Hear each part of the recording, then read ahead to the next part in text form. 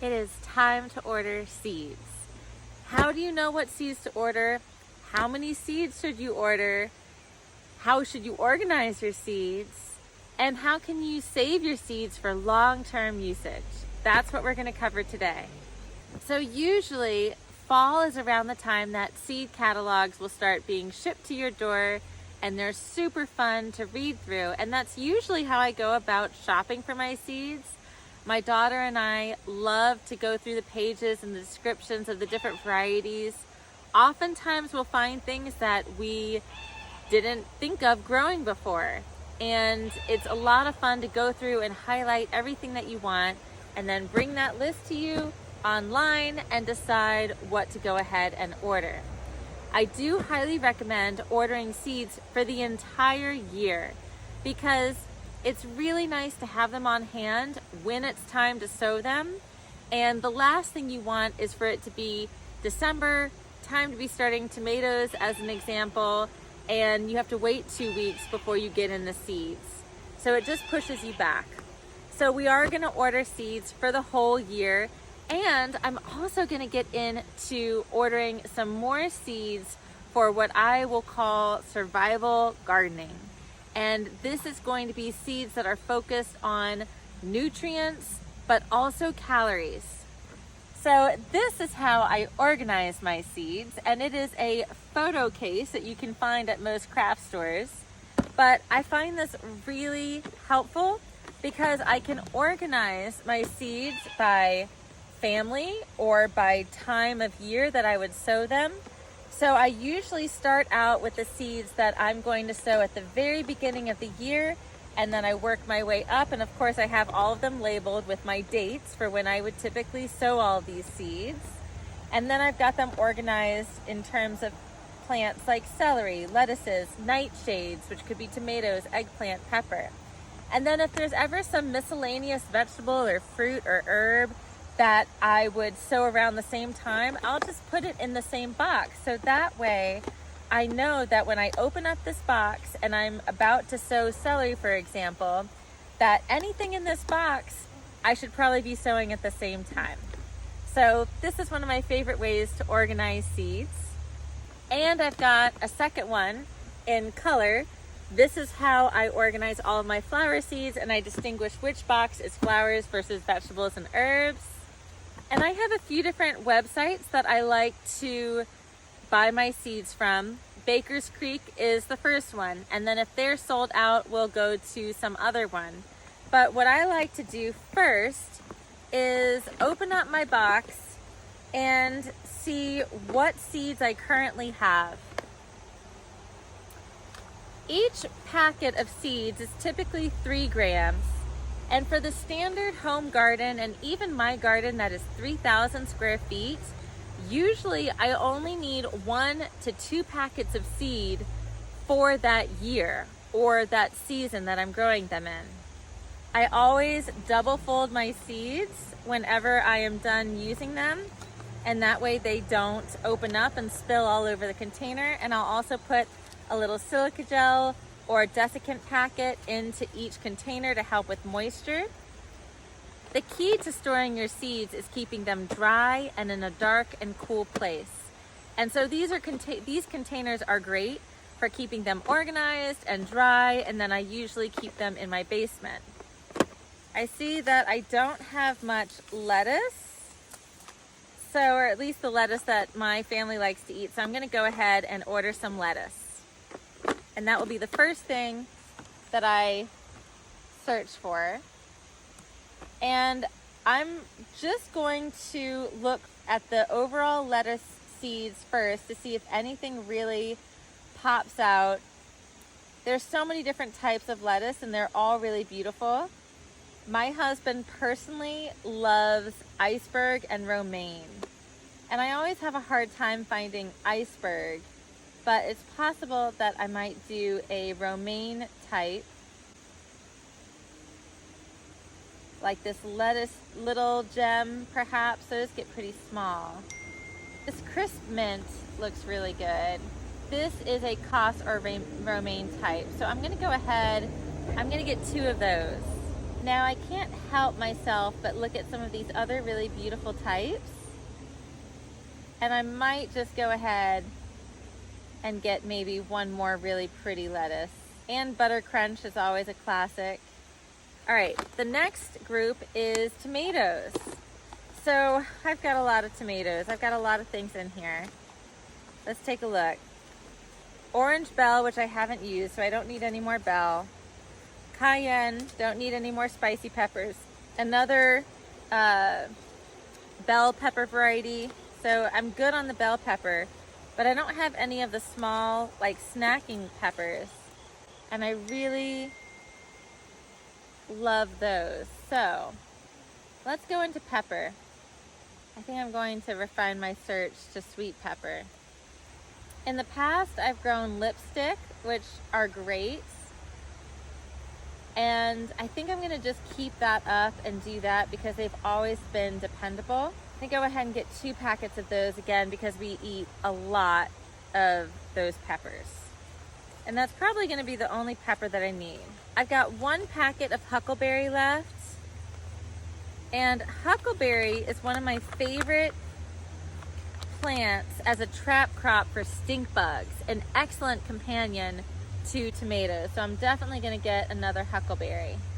And this is the Huckleberry Schwarzenbeeren blackberry. And again, it's so great as a trap crop because for whatever reason, the bugs don't mess with the berries. So you have a plant whose foliage gets covered in stink bugs and you still can harvest the berries. That's a pretty amazing combination. All right, I've got plenty of Agastache hyssop. This is a perennial and that stays. So now for tomatoes. I've got Amish paste. They didn't do well this year. Honestly, don't know if I'm gonna do the Amish paste again. Paste tomatoes are great for literally making sauces because they are more fleshy and they don't have as much juice. So they'll give you more sauce. And I'm gonna look up paste tomatoes specifically and decide if I wanna do Amish paste or if I'm gonna do another one. So I think the Cherokee Purple is probably gonna be my beautiful slicer for next year. The color's just so beautiful. They get nice and big. So I'll keep that and I'm good there.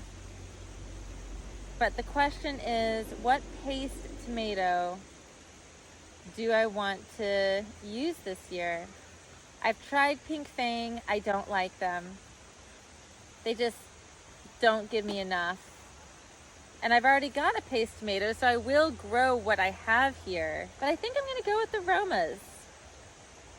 And I'm gonna get 2 of those because I like to grow a lot of tomatoes. In fact, I'm gonna get 3 just to be safe. All right, let's talk cherry tomatoes. This was a free gift, these Sweetheart cherries, so I honestly haven't tried these. But what I will say is I've grown so many different types of cherry tomatoes, and my favorites have always just been the classic tiny, tiny, tiny cherry tomatoes.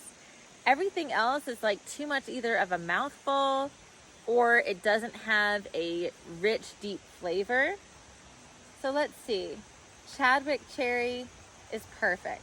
And I'm only getting 1 seed packet of those. So that covers all of my tomatoes and my peppers.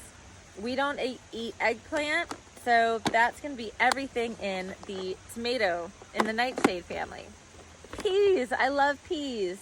And I've got no peas in here. And what I really love to grow are sugar snap peas. These are out of stock, the Sugar Daddy Snap. I think I've grown those before. The next most kind of bulgy looking sugar snap peas is this variety, the Sugar Bond Snap. I'm going to get, I think, 2 of those. I don't grow shelled peas, and the reason for that is because it's a lot of work. It's a lot of work to shell peas and beans for what you end up getting. And so I enjoy the sugar snap peas because they're just a tasty snack. All right, my next group of seeds is basil. I have a container dedicated entirely to basil, and it looks like some of the seeds have come out. but at least I know they're all basil, and I've got plenty of basil. So I'm not gonna worry about ordering any of that. Corn, I've grown in the past. I like to grow it, but I still have plenty of this, and you only wanna grow one type of corn, otherwise they'll cross-pollinate. So I think I'm just gonna stick to this one next year. This is Fisherman's Earliest Corn. And this will probably be fine for me for next year. Carrots. I also have beets in here that I didn't grow this year, so I'm good on beets, but carrots are some of my favorite vegetables to grow. And let's see what we've got for different vegetables, or for different varieties. So the Manpukuji, I think it's called, is probably my favorite carrot variety because they get so big and they're so long. And they're sweet and delicious, so I highly recommend those. But I love the different colors. My daughter loves the purple dragon, the Kyoto red, the Pusa Asita black. Danvers is always a go-to carrot seed. It's just very reliable. So that gives me 1, 2, 3, 4, 5. Oh, and then the Lila Lu Sang. These are also really beautiful. 6 different types of carrots, and that should be fine. All right, cucurbits. Cucurbits are watermelon, cucumber, squash, cantaloupe, any of those. I still have plenty of seeds for watermelon, but I don't have any cucumbers. So let's take a look at what we've got there. Now for cucumbers, I really like a pickling cucumber. And that means a cucumber that grows and you would harvest it on the smaller side. So that way you could harvest the whole cucumber and pickle the whole cucumber, or you could slice it and make pickles that way. And the Parisian pickling cucumber would be perfect for that. The Boston pickling is also a very standard go-to cucumber for pickling. And 2 packets is really all I need. It's probably more than I need, honestly, but I'm just gonna go ahead and start with that. Now beans, I love beans, and I grow a lot of beans. I already have a bunch of shelled beans that I ordered last year that I didn't grow this year because I didn't feel like shelling them, or I should call them dry beans, like pinto or black beans or calypso. And these are beans that you could store and have dry beans on the shelf. It's great to have a shelf-stable option, but what I love more than anything are the snap beans. You've got 2 types of beans that you can get, either pole or bush variety. And depending on your infrastructure, you will get either one or the other. If you have something to trellis your beans on or for them to grow up, then obviously pole beans are great. It's a space saver. But otherwise, if you don't have anything for them to grow up on, bush beans are perfect. Now I do love the rattlesnake pole beans. This is a variety that's gonna grow really well in summertime when it's hot. But I have also grown both Cantare and Kalima in the past and have really enjoyed both of those. I think I'll go for the Cantare, and I'll probably get a couple of those. I love, my daughter and I's favorite are probably the dragon tongue bush beans. We love those. And same thing with just like the purple green beans. Now any of these long beans, like the Chinese red noodle, are also going to be great during the summertime. So after it gets what seems like too hot to grow beans or sow beans, this is the perfect time to sow your yard long beans. Yard long meaning they'll literally grow a yard long, and they'll taste very similar to your snap beans. They kind of have more of a nutty flavor. Contender is a classic, but that one's out of stock, and I think that will do it for the beans. Kale, I have kale, and I never seem to grow kale. Or at least they always pop up somehow in my yard, and I feel like all anyone needs is just one kale plant, because technically it's a biennial, so it will grow for 2 years, even in frosty climates where it snows or gets to single digits. And you harvest it from the bottom up, so you'll always have kale. Brassicas. Let's see how my brassicas look. I've still got plenty of broccoli. I've got broccoli easily for the season. Brussels, some cauliflower. So I think I'm really good on the broccoli. I might just get one Romanesco because I do love Romanesco. So I'll just get one of those. And that will cover my broccoli needs. Let's see what this is. Oh, that's an extra bean. Spinach and chard. Looks like I have plenty of spinach and plenty of chard left. I do need to go ahead and sow my collards and mustard soon. So I think I'll go ahead and get perhaps some more, and the spinach. So I am going to get some more collards. The Georgia Southern collards are perfect. And mustard greens. One of the things that I think is really important to talk about are our nutrient-dense crops and also our calorie crops. Some of our best crops to grow for calories include wheat, which you would need a lot of in order to grow it. You would want to dedicate like a whole bed space that is 100 square feet to grow some wheat, and it's a long season, but it would be worth it. Potatoes, sweet potatoes, those you would get seed from separately. And then squashes and beans. Beans give you protein. Beans are one of my favorite vegetables to grow because they also fertilize your soil. But squashes can last, especially like a hard squash, can last you months just in storage on the countertop. So those are great calorie crops to get. And we're about to go through that. But I do have mustards and collards on the list for nutrient-dense crops, along with garlic and beets, turnips, radishes. Those are great nutritional crops that are easy to grow and give you some variety. Let's go ahead and get some radish.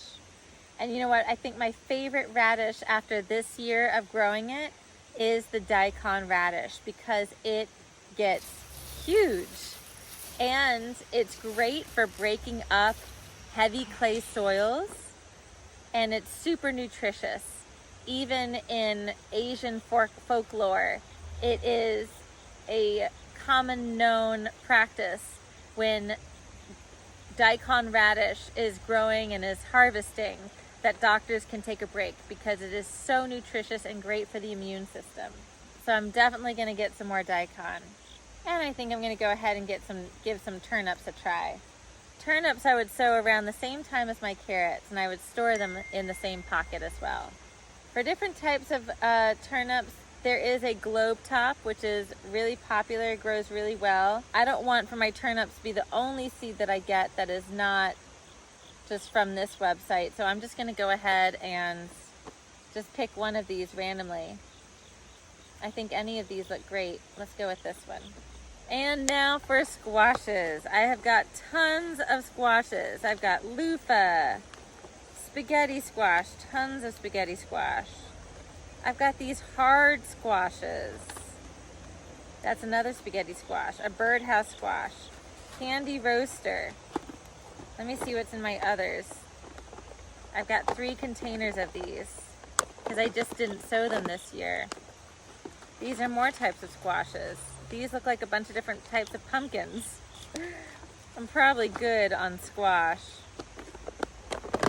But for the sake of prepping for a survival garden, I think I'm going to get some more candy roasters. Let's see if they have those. They sure do. I'm gonna get one of those. So now I'm gonna look over flowers and figure out what flowers would I like to grow.